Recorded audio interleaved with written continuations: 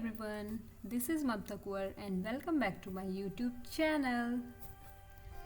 So, आज की class में हम लोग पढ़ेंगे बहुत ही इम्पॉर्टेंट टॉपिक के बारे में डिस्कस करने जा रहे हैं, the cell.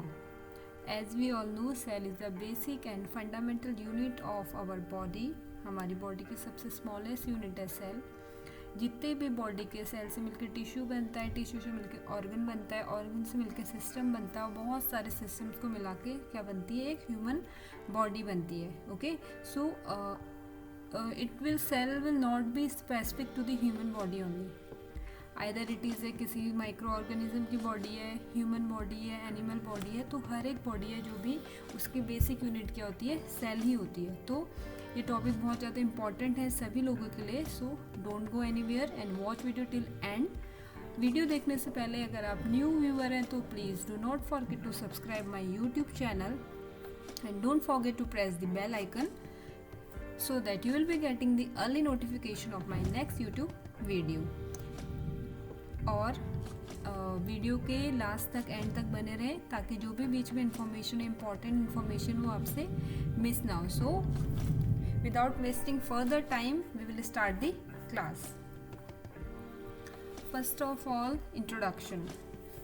As we all know, cells are the basic and fundamental unit of our body और we can say life. Because अगर हमारी बॉडी सही से वर्क कर रही है, आइदर हम फिज़िकल बात करें, साइकोलॉजिकल बात करें, सोशल, स्पिरिचुअली, किसी भी एस्पेक्ट में अगर हम बात करें, तो ओवरऑल बॉडी का जो डायमेंशन है वो इन सब चीज़ों को मिला के बनता है. ओके, और ये जितनी भी चीज़ें हैं इन सब के फंक्शन करने के लिए जो बेसिक चीज़ है सेल का सही होना बहुत ज़्यादा ज़रूरी है.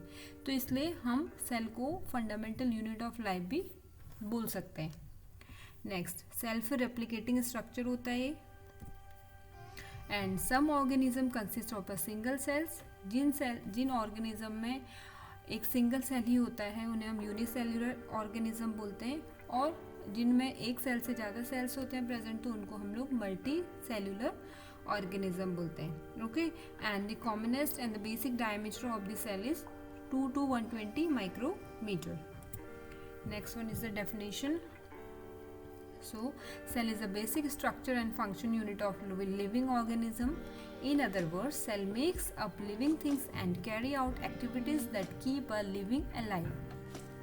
जैसे कि मैंने आपको ऑलरेडी बता चुकी हूँ और हम सभी लोग को पता है कि ये बेसिक यूनिट है. तो अगर सेल ही सही वर्क नहीं करेंगे तो suppose if you will talk about the heart. Okay, तो हार्ट की अगर हम बात करें तो हार्ट भी सेल से ही मिलके बना होता है. ओके, तो अगर हार्ट को जो सेल बना रहे हैं वो फंक्शन नहीं कर रहे हैं, वो ग्रो नहीं कर रहे हैं, मल्टीप्लाई नहीं हो पा रहे हैं, तो उस कंडीशन में क्या होगा, हार्ट पे ही डायरेक्ट असर पड़ेगा. और अगर हार्ट प्रॉपर फंक्शन नहीं कर रहा है तो वी ऑल नो कि बॉडी में प्रॉपर ब्लड सप्लाई नहीं हो पाएगा. और ब्लड सप्लाई नहीं हो पाएगा, अगेन ब्लड सप्लाई नहीं हो पाएगा क्योंकि हार्ट प्रॉपर पंप नहीं कर पाएगा ब्लड को. ठीक है, तो ब्लड सप्लाई नहीं हो रहा तो ऑटोमेटिकली ऑक्सीजन सप्लाई भी बॉडी को नहीं हो पाएगी. तो ऑक्सीजन सप्लाई नहीं हो रही है तो अल्टीमेटली सेल भी क्या हो जाएंगे, डेथ हो जाएंगे. तो जितने भी सिस्टम हमारी बॉडी में, जितने भी ऑर्गन्स हैं, वो आपस में एक दूसरे से क्या होते हैं, इंटर कनेक्टेड होते हैं. और सबकी बेसिक यूनिट क्या होती है, सेल होती है. तो इससे सेल का प्रॉपर फंक्शन करना बहुत ज़्यादा ज़रूरी है. और इन अदर वर्ड्स हम बोल सकते हैं कि सेल क्या करते हैं, सेल मेकअप लिविंग थिंग्स को बनाते हैं और साथ साथ में जो उनकी डिफरेंट एक्टिविटीज़ है, फंक्शंस हैं, उनको भी कैरी आउट और लाइव रखने में हेल्पफुल रहते हैं. नेक्स्ट, बेसिक सी चीज़ हम देखेंगे, सेल थ्योरी. सेल थ्योरी है बेसिक कि मतलब सेल सबसे पहले किसने डिस्कवर किया था और जो सेल थ्योरी थी इसके बिहाइंड क्या कॉन्सेप्ट है. तो जो सेल थ्योरी है, it was proposed by Matthias Schleiden and Theodor Schwann in 1839. ये दो साइंटिस्ट थे जिन्होंने सेल थ्योरी को डिस्कवर किया था. कब, इन 1839. और इनके अकॉर्डिंग इन्होंने जो मैथियस सेस्लिडन थे, उन्होंने बोला कि all plants are made of cells. जितने भी प्लांट्स हैं वो सारे के सारे सेल से मिलके बने होते हैं. और जो थियोडोर सेचवान थे, उन्होंने क्या बोला था कि जितने भी animals are made up of cells. मतलब जितने भी एनिमल्स हैं वो सारे के सारे किससे मिलके बने होते हैं, सेल से मिलके बने, ठीक है। तो इनका बेसिक कॉन्सेप्ट यही था कि हम प्लांट्स की बात करें, एनिमल्स की बात करें, तो वो सारे के सारे किससे मिलके बने होते हैं, बेसिक यूनिट सेल से ही मिलके बने होते हैं। Okay, so cells are the smallest working unit of all living things and all cells come from pre-existing cells through cell division. और जितने भी सेल्स होते हैं बॉडी में वो कहाँ से आते हैं, सेल डिवीजन की प्रोसेस होती है पूरी। अभी सेल डिवीजन का मैंने इसमें कुछ वीडियो अभी बनाया नहीं है, तो नेक्स्ट वीडियो है जो मैं उसमें सेल डिवीजन को भी एक्सप्लेन करूँगी। तो जो सेल डिवीजन की प्रोसेस होती है उसके थ्रू ही जो सेल फॉर्मेशन है, डिफरेंट सेल फॉर्मेशन है, वो बॉडी में होता है। ओके, नेक्स्ट भी हम देखेंगे और सारे जितने साइंटिस्ट हैं, हम ज़्यादा चीज़ें कवर नहीं कर रहे हैं, मेनली जो इंपॉर्टेंट थिंग्स हैं we will cover that one only. So ये रॉबर्ट हुक हैं, तो रॉबर्ट हुक है, उन्होंने क्या डिस्कवर्ड किया था, सेल को इन 1674 में डिस्कवर्ड किया था। इससे पहले जो साइंटिस्ट का हमने इनकी बात करी थी, मैथियस है, थियोडोर, इन्होंने सेल थ्योरी दिया था, लेकिन जो रॉबर्ट हुक है उन्होंने सेल को क्या किया था, डिस्कवर किया था in the year of 1674। Next है एंटोन वॉन ल्यूवेनहॉक, इन्होंने क्या ऑब्जर्व किया था, लिविंग सेल्स। इन 1883 में इन्होंने लिविंग सेल को ऑब्जर्व किया था। नेक्स्ट है रॉबर्ट ब्राउन, जिन्होंने ये पिक्चर में आप देख रहे हैं सबकी पिक्चर्स, ये रॉबर्ट ब्राउन है, इन्होंने क्या किया था, he discovered the nucleus in 1831। Okay, तो ये सारे साइंटिस्ट हैं जिन्होंने सेल्स की डिस्कवरी की थी और सेल के ऊपर बहुत ज़्यादा स्टडी की थी, जिससे जो बेसिक कॉन्सेप्ट ऑफ सेल है वो क्लियर हो चुका था। नेक्स्ट अब हम बात करेंगे different organism based on the number of cells in their body. तो उसमें सबसे पहले हैं यूनिसेलुलर ऑर्गेनिज्म। तो अगर हम यूनिसेलुलर ऑर्गेनिज्म की बात करें तो uni means single, cellular means cells. तो ऐसे ऑर्गेनिज्म लिविंग ऑर्गेनिज्म, ऐसे लिविंग ऑर्गेनिज्म जो किससे मिलके बने होते हैं, सिंगल न्यूक्लियस होता है उनके अंदर, तो उनको हम लोग बोलते हैं, सॉरी, सिंगल सेल से मिलके बने होते हैं, उनको हम बोलते हैं unicellular organism. Okay, so an organism that is made up of only one cell is called unicellular organism। तो इसके एग्जाम्पल है basic paramecium and Euglena. Okay, next if you will talk about the multicellular organism, so an organism that is made up of more than one cell is called multicellular organism। जिन cells organism के अंदर एक से ज़्यादा cell present होता है तो उसको हम लोग क्या बोलते हैं, मल्टी सेलुलर ऑर्गेनिज्म। और इसके एग्जांपल है लाइक प्लांट्स हो गए, फंगाई हो गई, एनिमल्स हैं। तो ये सारी चीज़ें जितने भी ऑर्गेनिज्म हैं उनके अंदर क्या होते हैं, मल्टी सेलुलर ये ऑर्गेनिज्म है। Next we will talk about the size of the cell. Okay, तो cells vary in the size, cells के साइज़ क्या होते हैं, वेरी करते हैं। Okay, most cells are very small, बहुत सारे सेल्स बहुत ज़्यादा स्मॉल होते हैं, उनको हम माइक्रोस्कोपिक बोलते हैं। और सम में भी वेरी लार्ज, उनको हम लोग like in picture you can see, उनको हम माइक्रोस्कोपिक बोलते हैं। The unit use to measure size of a cell is micrometre. और जो हम सेल का साइज मेजर करते हैं किस यूनिट में करते हैं, माइक्रोमीटर में। Okay, so in this picture in this slide you can see two pictures. So first one is mycoplasma. So smallest cell जो होता है वो क्या है, माइकोप्लाज्मा, और इसका साइज सिर्फ 0.1 माइक्रोमीटर है। ठीक है, नेक्स्ट है जो लार्जेस्ट सेल है वो देखा गया ऑस्ट्रिच एग। जो ऑस्ट्रिच होता है एनिमल, ऑस्ट्रिच बर्ड है, तो उसके एग, ऑस्ट्रिच सबसे बड़ा एनिमल भी है तो उसका एग का साइज़ भी सबसे बड़ा होता है। तो एग बेसिकली सेल ही होता है, तो जिसका साइज़ है वो क्या है, 18 सेंटीमीटर। ओके, सो ये क्या है, सबसे लार्जेस्ट सेल है। नेक्स्ट है size of cells in human. अगर हम ह्यूमन बॉडी की बात करें तो उसमें जो साइज ऑफ सेल्स है वो है, सबसे जो स्मॉलेस्ट सेल है वो होता है स्पर्म सेल, जो मेल में ऑब्वियसली मेल में प्रेजेंट होता है। स्मॉलेस्ट सेल है स्पर्म सेल्स। ठीक है, इसकी जो साइज है ओनली 5 माइक्रोमीटर होता है। नेक्स्ट लार्जेस्ट सेल है ह्यूमन बॉडी में, वो क्या है, ओवम है, जो फीमेल्स में प्रेजेंट होता है, और इसका साइज़ क्या है, 120 माइक्रोमीटर। और नेक्स्ट है लॉन्गेस्ट सेल। जो लॉन्गेस्ट सेल है ह्यूमन बॉडी में वो क्या है, नर्व सेल है, जिसका साइज़ है it is almost about 1 metre in length. Okay, so it is the longest cell in human body. Next we will talk about the shape of the cells. तो shape of the cells भी vary करते हैं। तो सबसे first cells vary in shape, variations depend mainly upon the function of the cells. Mainly जो shape और cell का वो उसके फंक्शन के ऊपर डिपेंड करता है। Some cells like euglena and amoeba can change their shape but most cells have a fix shape. जैसा हम सब ने बायोलॉजी जब बेसिक स्ट्रक्चर हमने पढ़ा था, बायोलॉजी हमने जब पढ़ी थी उस टाइम पे हमने ये सारे यूक्लिना, पैरामीशियम, अमीबा इन सब की चीज़ों में पढ़ा था। ठीक है, तो बेसिक हमारा सबको पता है कि ये अपना साइज क्या कर सकते हैं, चेंज कर सकते हैं और अपना शेप भी चेंज कर सकते हैं। तो इनका कोई बेसिक शेप नहीं है, फिक्स्ड शेप नहीं है।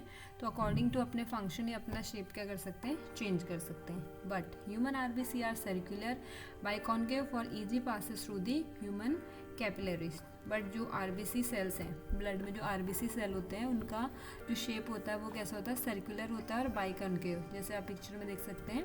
ठीक है, ताकि ये जो आरबीसीज होते हैं ब्लड के थ्रू, ये ब्लड कैपिलरीज से पास होती है। तो इनका साइज, इस शेप इस टाइप का होता है कि इजी इनका पासेज हो सके कैपिलरीज से।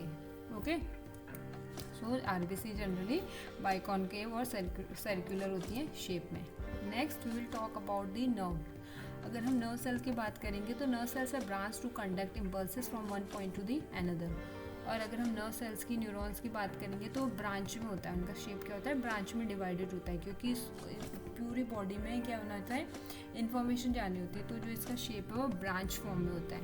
ओके, जिससे इम्पल्सेस जो भी है बॉडी की एक प्लेस से दूसरे प्लेस में ईजिली पहुंच सके और जल्दी से जल्दी पहुंच सके। Next, human WBC can change their shape to engulf the microorganism that enter the body. Next, WBC cells होते हैं ब्लड में, एक RBC होते हैं, एक WBC होते हैं। तो WBC का मेनली काम क्या है, ये वाइट ब्लड सेल्स होती हैं। इनका बेसिक फंक्शन होता है कि इन्फेक्शन से बचाना हमारी बॉडी को, फाइट इन्फेक्शन से फाइट करने का। तो they can also change their shapes because इसमें क्या होता है, फैगोसाइटोसिस की प्रोसेस होती है और उसके थ्रू ही माइक्रो ऑर्गेनिज्म को क्या करता है, इनगल्फ करता है, ताकि वो माइक्रो ऑर्गेनिज्म हमारी बॉडी में किसी टाइप का इन्फेक्शन क्रिएट ना कर सके। तो WBC can change their shape. Next, the structure of the cell. So as you can see in this picture, this is microscope as the size of the cells is in micrometer. तो इसे very small and usually हम naked eye से we cannot visualize the cell. Okay, so we need an instrument named as microscope, जिससे हम cells की proper study कर सकते हैं। उसमें कोई defect तो नहीं है क्या, मतलब उसका नंबर तो नहीं बढ़ रहा है, साइज तो नहीं बढ़ रहा है, ये सारी चीज़ें हम माइक्रोस्कोप के अंडर स्टडी कर सकते हैं। Okay, so the detailed structure of a cell has been studied under compound microscope. Electron microscope के अंदर पूरी डिटेल में हम सेल का स्ट्रक्चर को पढ़ सकते हैं। Certain structure can be seen only under the electron. किसी किसी स्ट्रक्चर को, जो सेल स्ट्रक्चर है वो हम सिर्फ इलेक्ट्रॉन माइक्रोस्कोप के अंडर देख सकते हैं। और sometimes the structure of a cell as seen under electron microscope is called ultrastructure. और जो इलेक्ट्रॉन माइक्रोस्कोप के अंदर, इलेक्ट्रॉन माइक्रोस्कोप की हेल्प से हम जो सेल का स्ट्रक्चर देखते हैं उसको हम लोग क्या नेम बोलते हैं, अल्ट्रा स्ट्रक्चर। ओके, सो तो ये इंस्ट्रूमेंट है जिसका यूज़ हम सेल को स्टडी करने के लिए करते हैं। Next, one by one we will see what is animal cell, what are plant cells and what is bacteria cells. उनमें बेसिक डिफरेंस क्या है। तो बेसिक इसमें मेन डिफरेंस किस में होगा, सिर्फ इसमें जो भी स्ट्रक्चर्स प्रेजेंट है उसके बेस पे होता है। तो पिक्चर में आप देख सकते हैं कि ये एक एनिमल सेल है। तो इसमें जितने भी स्ट्रक्चर प्रेजेंट है one by one, nucleus, Golgi body, vesicles, plasma membrane, mitochondria, cytoskeleton, centriole, lysosome, cytoplasm, rough endoplasmic reticulum, smooth endoplasmic reticulum and nucleolus present होता है। नेक्स्ट है, ये है प्लांट सेल। तो प्लांट सेल का स्ट्रक्चर आप यहाँ पिक्चर में देख सकते हैं। और इसमें जो भी स्ट्रक्चर्स प्रेजेंट हैं one by one, nucleus, Golgi bodies, vesicles, lysosome, plasma membrane, mitochondria, chloroplast, cell wall, vacuole, smooth endoplasmic reticulum, rough endoplasmic reticulum and nucleolus. Next we will see the bacterial cell. Bacterial cell में भी capsule present होता है, cell wall present होता है, plasma membrane, cytoplasm, flagellum, food granule, plasmid, ribosome, nucleoid and पिलाई। तो हमने क्या देखा कि जो बैक्टीरियल सेल है उसका स्ट्रक्चर थोड़ा डिफर करता है। अदरवाइज जो plant cell and animal cell है उनमें ऑलमोस्ट सेम स्ट्रक्चर्स क्या होते हैं, प्रेजेंट होते हैं। ओनली जो बैक्टीरियल सेल है उसका स्ट्रक्चर स्लाइटली क्या है, डिफरेंट है from animal and the human cells. Now next we will see the structure of the cells. If we study cell under a microscope, we would come across three features in almost every cell. जितने भी cells, either it is a cell of animal, bacteria or plant, उन सब में basic तीन structures present ही होते हैं, like plasma membrane, nucleus and the cytoplasm.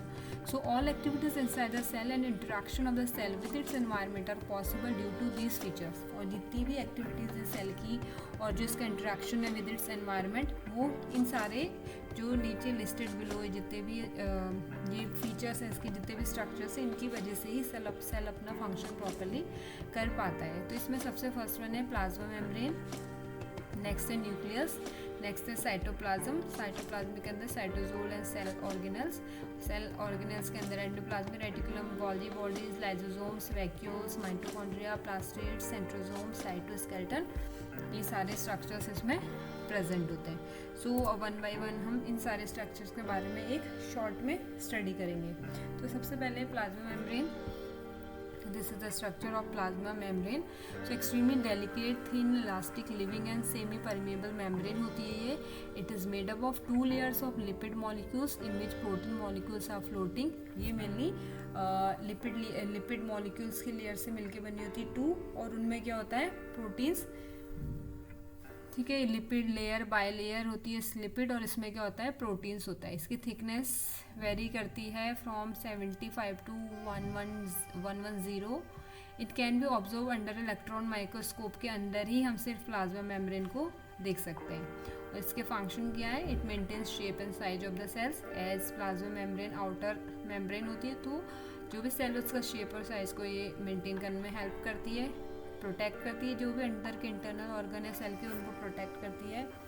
ठीक है, next regulate entry and exit of substances in and out of the cells. और क्या चीज़ सेल से बाहर जानी है, क्या सेल के अंदर आनी है, उस सबको भी ये रेगुलेट करता है. मीन्स एज अ गार्ड ये एक्ट करता है कि किसको हमें एंटर देना है अंदर, किसको नहीं देना है, और किसको बाहर जाना है, किसको कब बाहर जाना है, कब बाहर और कब अंदर आना है. Next maintains homeostasis. और सेल्स की जो होम्योस्टेसिस की प्रोसेस है उसको भी मेंटेन करने में हेल्प करता है. नेक्स्ट है सेल वॉल. तो सेल वॉल क्या होता है, ये स्ट्रक्चर है सेल वॉल का. Non living and the outermost covering of a cell. Plant and bacteria में जो आउटर मोस्ट कवरिंग है सेल की वो सेल वॉल होती है. इट कैन बी टफ हो सकती है, रेजिड एंड समटाइम्स फ्लेक्सिबल भी हो सकती है. It is made up of cellulose, hemicellulose and pectin से मिलकर ये बनी होती है. ये थिक भी हो सकती है, थिन भी हो सकती है, मल्टीलेयर स्ट्रक्चर भी हो सकता है. नेक्स्ट थिकनेस वेरीज फ्रॉम 50 से 1000 में इसकी थिकनेस वेरी करती है. और इसका जो बेसिक फंक्शन है, इसका फंक्शन क्या है, it provides definite shape and strength and rigidity provide करती है सेल के स्ट्रक्चर को, और prevents drying up, desiccation of the cells का ड्राइंग अप, और जो भी स्ट्रक्चर्स उनको प्रिवेंट करती है, और सेल को प्रॉपर मेंटेनेंस में हेल्प करती है. Helps in control cell expansion में हेल्प करती है. Next protect cell from external pathogens. और जो भी बाहरी इन्फेक्शन आ रहा है उससे सेल को प्रोटेक्ट करने में भी हेल्पफुल रहती है. Next we will see the nucleus. Okay, very important structure of the cell. तो न्यूक्लियस क्या होता है, it is dense spherical body located near the centre of the cell. Cell के सेंटर में होता है न्यूक्लियस. इसका डायमीटर वेरी करता है 10 से 25 micrometre. It is present in all the cells except red blood cells and sieve tube cells. जो red blood cells and sieve tube cells होते हैं उनमें ये प्रेजेंट नहीं होता.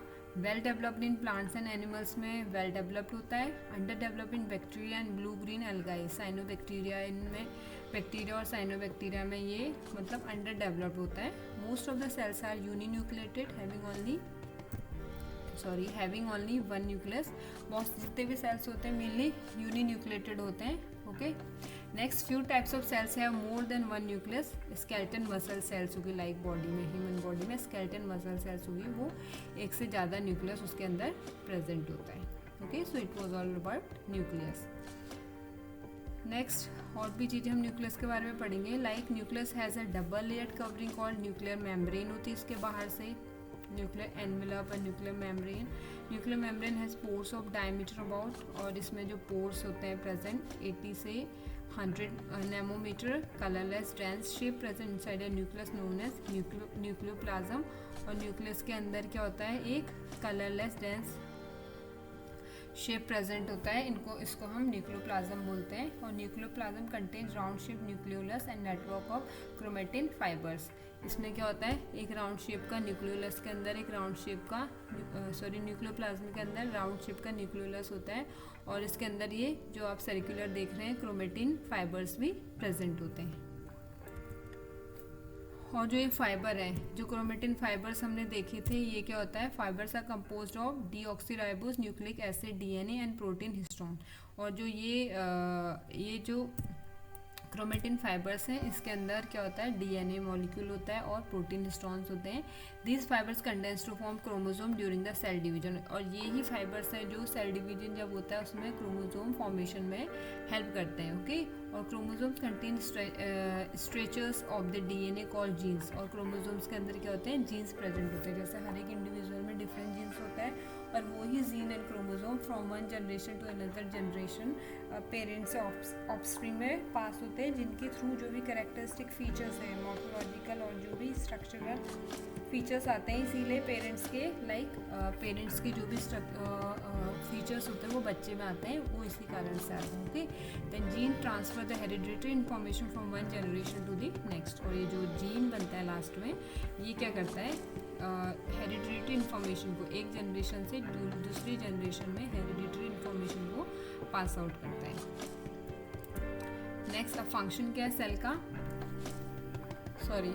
न्यूक्लियस का फंक्शन क्या है, it control all the cell activities like metabolism, protein synthesis, growth and cell division. जितनी भी सेल डिवीजन के प्रोसेस है, मेटाबॉलिज्म हो रहा है, प्रोटीन सिंथेसिस हो रहा है, उस सबको कंट्रोल करता है। Next, nucleolus synthesises ribonucleic acid to constitute ribosome. और जो ये है न्यूक्लियोलस है, न्यूक्लियोलस किसके अंदर था, न्यूक्लियस के ही अंदर था, है ना। तो इसका काम क्या है, ये आरएनए को क्या करता है, सिंथेसाइज करता है, जिससे राइबोसोम बनते हैं। Okay, next is store hereditary information in the genes. और ऑल्सो इसका काम क्या है, हेरिडिटरी इन्फॉर्मेशन जीन्स के अंदर स्टोर करके रखने का। तो ये किसके फंक्शन थे, function of the nucleus. Next we will see the structure cytoplasm.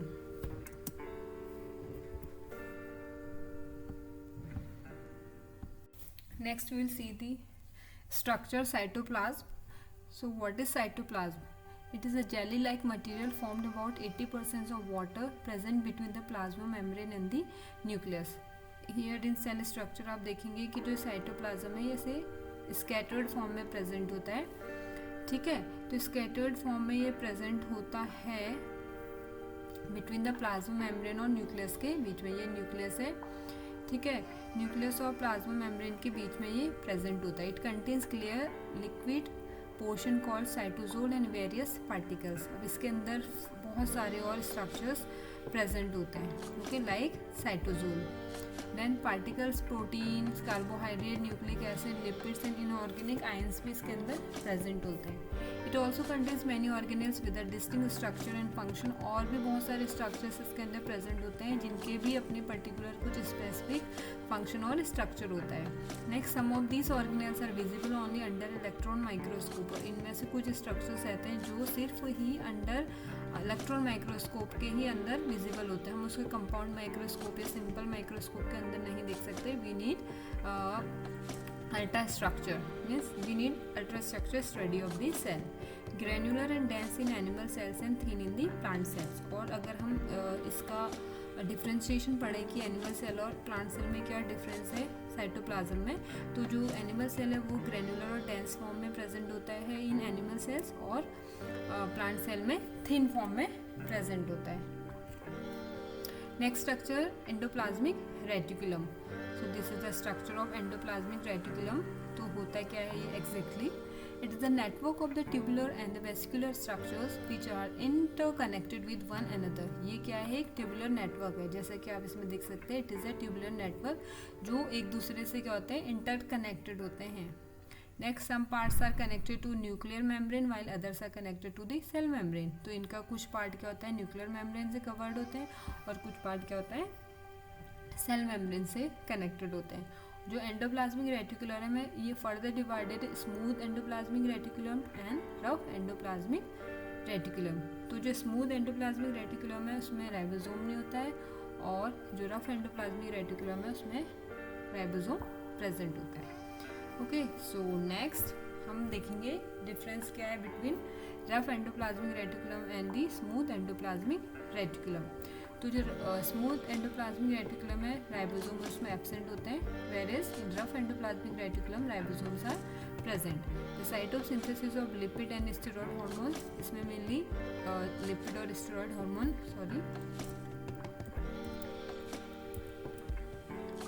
Lipid और स्टेरॉयड हार्मोन्स इसमें सिंथेसाइज होते हैं, वेरियस रफ एंडोप्लाज्मिक रेटिकुलम में प्रोटीन और प्रोसेसिंग और पैकेजिंग का भी काम करते हैं ये। Next mainly present in lipid forming cells such as, और मेनली जो इनकी प्रेजेंस होती है वो जो लिपिड फॉर्मिंग सेल्स होते हैं उनके अंदर होती है, like adipocytes, interstitial cells of the testis, glycogen storing cells of the liver, adrenal cortex cells and muscle cells and the leucocyte cells etcetera. Okay, mainly जो बॉडी हमारी बॉडी के अंदर जो सेल्स लिपिड फॉर्मेशन में help करते हैं उन sales के अंदर ये बेसिकली प्रेजेंट होता है। नेक्स्ट जो रफ एंडोप्लाज्मिक रेटिकुलम है mainly present in protein forming cells such as pancreatic, acinar cells, goblet cells, antibody producing plasma cells, Nissl's, granules of the nerve cells etcetera. Okay, तो ये क्या था basic difference between smooth endoplasmic reticulum और SER और RER rough endoplasmic reticulum. ये structural difference है और ये basic related to their function and synthesis. Next अगर हम कॉमनली इसकी बात करें इसका फंक्शन क्या है, तो it gives internal support to the cytoplasm को इंटरनल सपोर्ट देता है, और जो रफ एंडोप्लाज्मिक रेटिकुलम है सिक्रेटरी प्रोटीन सिंथेसिस करता है और प्रोटीन मेम्ब्रेनियस प्रोटीन को सिक्रेट करता है, और जो स्मूथ एंडोप्लाज्मिक रेटिकुलम है मेनली लिपिड सिक्रेट करता है for the cell membrane. In liver cells smooth endoplasmic reticulum detoxify drugs and poisons की डिटॉक्सिफिकेशन में हेल्प करता है SER, और in muscle cells SER store calcium ions, और SER जो मसल सेल्स उनमें कैल्शियम स्टोर का भी काम करता है। Next Golgi bodies.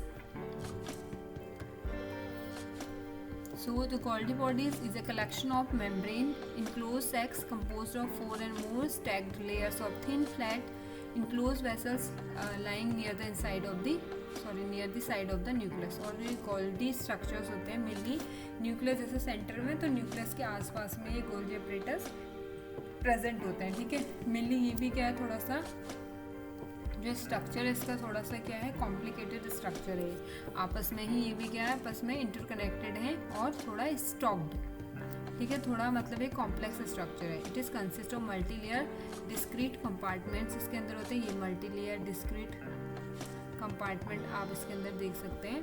They consist of 4 functionally distinct regions, इसके अंदर 4 फंक्शनली डिस्टिंक्ट 4 रीजन में divided mainly. This is Golgi network, ये आप देख सकते हैं cis Golgi network. Next Golgi stack which is divided into Golgi stack है जिसको हमने फर्दर डिवाइड किया in the medial and the trans compartments. Okay, trans compartments में और मीडियल कंपार्टमेंट में, मीडियल बीच में और ये ट्रांस कंपार्टमेंट में डिवाइड किया इसको the trans Golgi network. Next है थर्ड वन है ट्रांस गोल्जी नेटवर्क। ओके,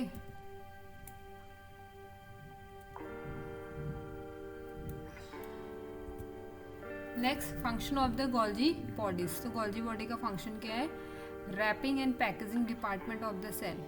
ये जो गोल्जी अपरेटस है मेनली रैपिंग और पैकेजिंग का काम करते हैं। हमें कुछ चीज़ डिलीवर करना है किसी के घर, ठीक है, तो बॉडी में डिलीवर करना है कुछ चीज़, तो उसकी पैकिंग अच्छे से हो, ताकि उसकी रैपिंग अच्छे से करते हैं, पैकिंग अच्छे से करते हैं, ताकि वो जिसके पास भी जाना हो वो अच्छे से प्रॉपर्ली पहुंच सके। तो ये काम हमारी बॉडी के अंदर कौन करता है, Golgi bodies.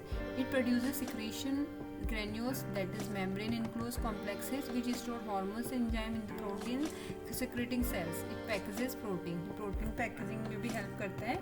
The site of formation of lysosomes. Lysosome की formation site भी इसको हम बोल सकते हैं. Okay, that is large irregular structures surrounded by membrane which are present in the cytoplasm. It adds certain carbohydrate to form glycoproteins which play an important role in the association of the cell to form tissue. और ये क्या करता है, carbohydrate को भी help करता है वो ग्लाइकोप्रोटीन में कन्वर्ट करने में. ठीक है, कार्बोहाइड्रेट को ग्लाइकोप्रोटीन में कन्वर्ट करने में भी हेल्प करता है. और वो ग्लाइकोप्रोटीन किस में हेल्प करते हैं, बहुत सारे स्ट्रक्चर्स टिश्यू को फॉर्मेशन में हेल्प करते हैं. नेक्स्ट स्ट्रक्चर है लाइजोसोम. तो लाइजोसोम क्या होता है, it is a small spherical single membrane sac found throughout the cytoplasm. पूरे साइटोप्लाज्म में ये प्रेजेंट होता है. Filled with the hydrolytic enzymes इसके अंदर प्रेजेंट होते हैं. It occurs in most animal cells and few type of the plant cells. तो जो मोस्ट एनिमल सेल्स हैं उनमें लाइजोसोम प्रेजेंट होता है, बट फ्यू प्लांट सेल्स भी होते हैं जिनके अंदर रियरली ये लाइजोसोम प्रेजेंट होता है. नेक्स्ट इसका फंक्शन क्या है, basic. It help in digesting of the large molecules के डाइजेशन में हेल्प करता है. Digesting food, digesting organelle, digesting cells. Protect cell by destroying foreign invaders like bacteria and virus. ये हमारे जो बॉडी है उसको प्रोटेक्ट भी करता है बाहर के जो फॉरेन इन्वेडर्स हैं लाइक बैक्टीरिया और जो वायरसेस हैं उनकी एंट्री को भी प्रिवेंट करता है, उनको डिस्ट्रॉय भी करता है, इनगल्फ कर लेता है. Degradation of worn out organelles in dead cells perform autolysis. और कोई डेड सेल अगर हो गया है, वो फर्दर ग्रो नहीं कर रहा है, उसमें कुछ और नहीं हो पा रहा है प्रोसेस, तो उसकी ऑटोलाइसिस की प्रोसेस में भी, मतलब जो उसका सेल्फ डिग्रेडेशन है सेल्स का, उसमें भी ये क्या करता है, हेल्प करता है. नेक्स्ट स्ट्रक्चर है वैक्यूल्स. तो वैक्यूल क्या है, ये स्ट्रक्चर ऑफ वैक्यूल.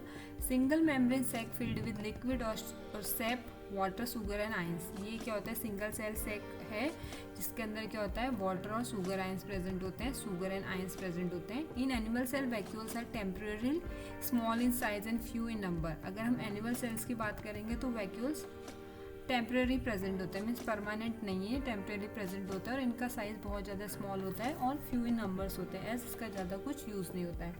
ठीक है, ज़्यादा इंपॉर्टेंट नहीं है for animal cell. But if you will talk about the plant cells, vacuoles are large and more in number. तो वैक्यूल्स क्या होते हैं, लार्ज और मोर होते हैं नंबर में.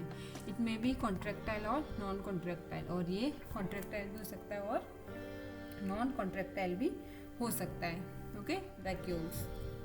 नेक्स्ट इसके फंक्शन क्या है, ये vacuole store various substances including waste product. तो ये बहुत सारे सब्सटेंस के स्टोरेज का भी काम करता है, मेनली जो वेस्ट प्रोडक्ट्स हैं उनके स्टोरेज का.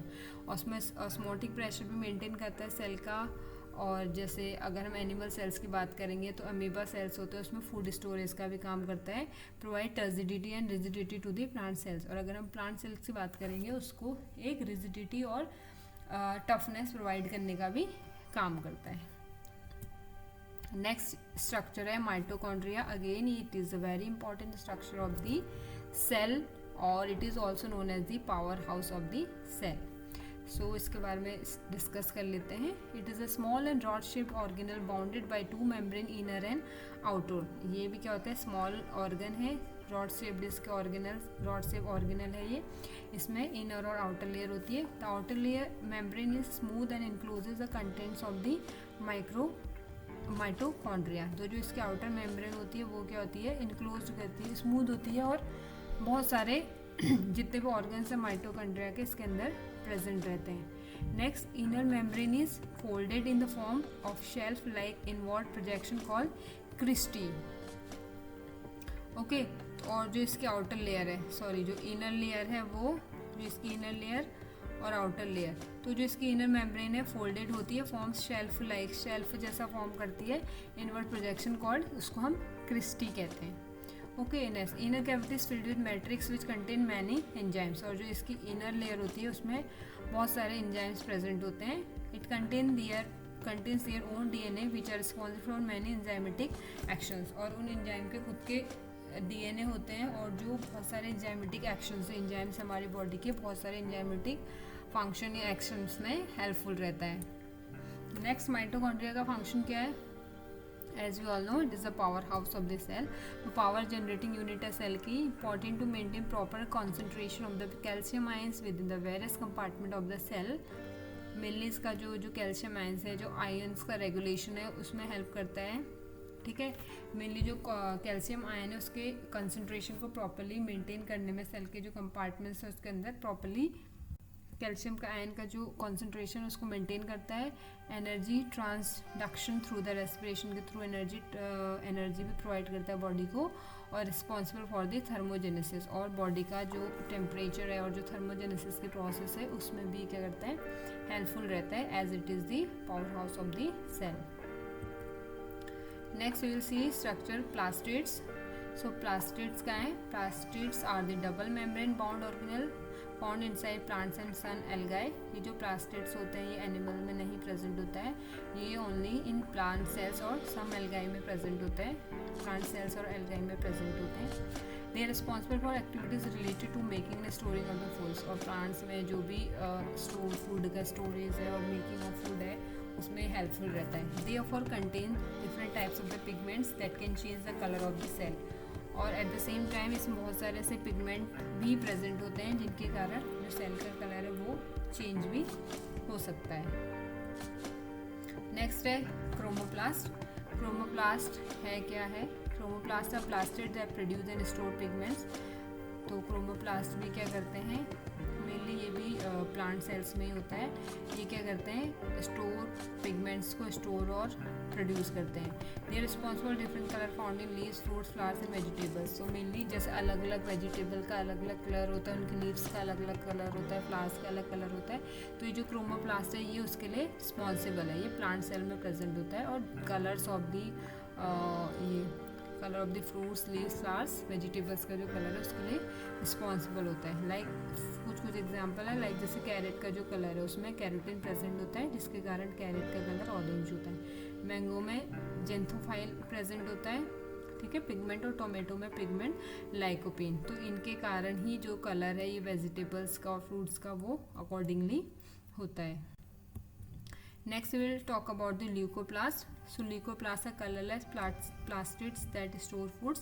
ये colorless plastids होते हैं जिनके अंदर फूड स्टोर रहता है. They are found in storage organs such as fruits, tubers and ये अगेन प्लांट सेल में ही प्रेजेंट रहता है. ठीक है, और प्लांट सेल के ऑर्गन्स लाइक फ्रूट्स में, ट्यूबर्स और सीड्स में होता है. तो पोटैटो ट्यूबर्स में फूड हो गया स्टार्च, मेज ग्रेन्स में फूड हो गया प्रोटीन, एंड कैस्टर सीड्स में हो गया फूड हो गया ऑयल. ठीक है, तो ये क्या था, ल्यूकोप्लास्ट का स्ट्रक्चर एंड फंक्शन.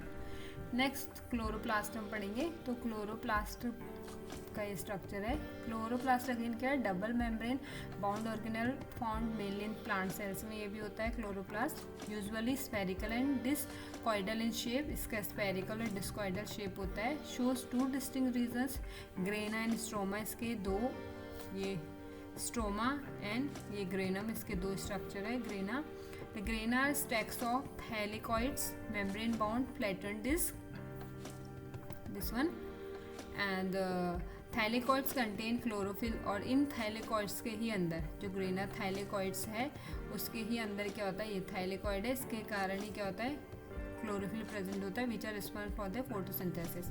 और ये थाइलेकॉइड के अंदर क्लोरोफिल होता है, और जो क्लोरोफिल है हमें पता है वो रिस्पॉन्सिबल है for the process of photosynthesis. और फोटोसिंथेसिस क्या होती है, जिस प्रोसेस के थ्रू प्लांट्स अपना फूड बनाते हैं उसको हम लोग क्या बोलते हैं, सन की हेल्प से, सनलाइट की हेल्प से जो फूड बनाते हैं अपना उसको फोटोसिंथेसिस बोलते हैं. वो किसके कारण होता है, क्लोरोफिल. और जो क्लोरोफिल कहाँ प्रेजेंट है, थाइलेकॉइड के अंदर प्रेजेंट है. Stroma is colourless dense fluid. और स्ट्रोमा क्या होता है, ये अंदर कलरलेस डेंस फ्लूइड है जो उसको हम लोग बोलते हैं स्ट्रोमा. नेक्स्ट इसके फंक्शन क्या, again convert light energy into chemical energy in form of the food. Plants में provide green colour to the leaves, stems and the vegetables. Also chloroplast help in providing और provides the green colour to the leaves, stem and vegetables. Next structure is centrosome. तो centrosome क्या होता है, centrosome is a membrane bound organelle present near the nucleus के near ये भी present होता है, like Golgi apparatus. It contains of two structures called centrioles and microtubule. Centrioles are hollow cylindrical structure made of the microtubules. Microtubules इसके अंदर present होता है। Centrioles arrange at right angle to each other, और ये जो centrioles होता है वो at right angle each other, right angle में एक दूसरे के साथ अरेंज रहते हैं। Function form spindle fibres which help in the movement of chromosomes during the cell division. ये स्पिंडल फाइबर फॉर्मेशन में हेल्प करते हैं सेंट्रोसोम्स। जब हम सेल डिवीजन के बारे में डिस्कस करेंगे उस क्लास में पढ़ेंगे सेंट्रोसोम क्या होता है, स्पिंडल फाइबर्स क्या होता है। और अगर आप में से किसी ने सेल डिवीजन पढ़ा होगा प्रॉपरली तो उसमें आपको इजीली अंडरस्टूड होगा कि कैसे स्पिंडल फाइबर फॉर्मेशन होता है during the process of cell division like meiosis and mitosis. It help in the formation of cilia and flagella, जो मूवमेंट है सेल का उसमें हेल्प करता है। जो cilia and flagella है मेनली मूवमेंट में हेल्प करते हैं, तो ये उनके फॉर्मेशन में भी मदद करता है, हेल्प करता है सेंट्रोसोम्स। नेक्स्ट स्ट्रक्चर है साइटोस्केलेटन। ये साइटोस्केलेटन का स्ट्रक्चर है। It formed by microtubules and microfilaments. Microtubules और माइक्रोफिलामेंट से मिलकर ये बना होता है। Microtubules are hollow tubules made up of protein called tubulin. और जो माइक्रोट्यूब्यूल्स हैं वो किससे मिलकर बने होते हैं, प्रोटीन से, इसका नाम है ट्यूबुलिन। और microfilaments are rod shaped. Microtubules hollow होते हैं, ठीक है, एंड माइक्रोफिलामेंट्स ये हो गए रॉड शेप्ड जो आपको दिख रहा है, rod shaped made up of protein actin and tubulin. इसका फंक्शन क्या, determine the shape of the cell. Cell के शेप को डिटरमाइन करता है। Give structure strength to the cell. Cell को स्ट्रक्चरल स्ट्रेंथ भी प्रोवाइड करता है और सेलुलर मूवमेंट्स के लिए भी रिस्पॉन्सिबल है cytoskeleton. Okay, so it was all about the different structures which are present in animal cell, plant cell and the bacterial cells. Next we will see the difference between main cells, like difference between prokaryotic and eukaryotic cells and difference between animal cell and the plant cell. So what is difference between prokaryotic and eukaryotic? It is very important for the point of view of exam. So क्या है basic difference? तो prokaryotic क्या होता है, here nucleus is underdeveloped. जो prokaryotic cells होते हैं उसमें nucleus underdeveloped होता है, whereas in eukaryotic nucleus well developed होता है। prokaryotic only one chromosome present होता है और eukaryotic में more than one chromosome present होता है। prokaryotic membrane bound organelles are absent। जो membrane bound organelles है वो absent होते हैं, whereas in eukaryotic membrane bound organelles are present. इसका साइज है प्रो का 0.5 से 5 micrometre, average the eukaryotic size है 5 से 100 माइक्रोमीटर, जो कि प्रोकैरियोटिक से बहुत बड़ा है। देन एग्जाम्पल है इसके bacteria and blue green algae, prokaryotic cells. और एग्जाम्पल है all other organism like animal हो गया, प्लांट हो गया, तो उनमें यूकैरियोटिक सेल्स प्रेजेंट होते हैं, वेरेज इन प्रोकैरियोटिक बैक्टीरिया और जो ब्लू ग्रीन एल्गाई है उनमें प्रोकैरियोटिक सेल्स प्रेजेंट होते हैं। और ये स्ट्रक्चर है prokaryotic and eukaryotic cells. Next difference हम देखेंगे between animal cell and the plant cell. तो बेसिक डिफरेंस क्या है, एनिमल सेल जनरली स्मॉल होते हैं साइज में और plant cell generally large in size. Cell wall absent होती है एनिमल सेल में और प्लांट सेल में क्या होती है, सेल वॉल प्रेजेंट होती है। प्लास्टिड्स एब्सेंट होते हैं, इसमें प्लास्टिड्स प्रेजेंट होते हैं। Vacuoles are small in size and less in number, whereas in plants and vacuoles are larger in number and more in number. Centrioles present होता है इसमें, centrioles में absent होता है। और ये structural difference है between the plant cell and the animal cell. So thank you so much for watching the whole video. I hope you like my class and my explanation. So if you like my class and my explanation, please do not forget to like the video and also share with your friends. And once again, thank you so much for watching.